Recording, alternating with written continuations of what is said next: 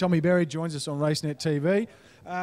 He's got a partner, Atomic Force, first up in Saturday's Challenge Stakes. He takes on the Mighty Haylist as well as a list of other good horses. Yeah, I think it's the best Group 2 I've seen going around, and you know, when I seen him going in that race, I thought, oh, that's exciting. I said, you'll run well, and he'll still run well, but it's a tough task, especially from barrier 14 or 11, sorry.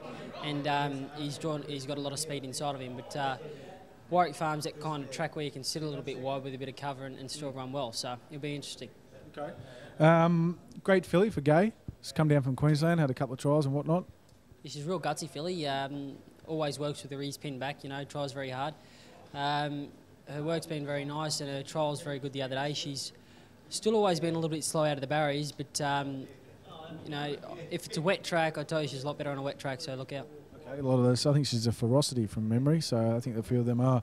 Shamadani, a horse that delivered the goods quite recently as well. I think you were aboard that day. How do you see her in the last race? That's quite a competitive race as well, the Aspiration. It was. It's a model of consistency, this filly, and she's done very well. Obviously, it's a very, very tough race going into it. She'll get back like usual from the wide barrier, but there was a heavy 10 last start, and that probably didn't suit 100%, but it just showed how gutsy she was. She still ran good enough to run second to Havana Ray, who's you know, a top-class horse, and you know, whatever happens, she'll be there at the end.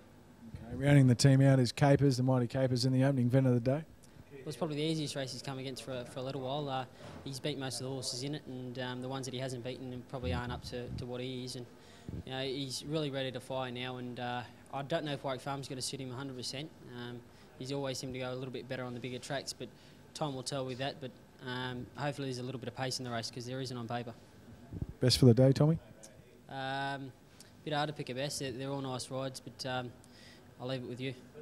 Thanks, mate. Good luck. Thanks.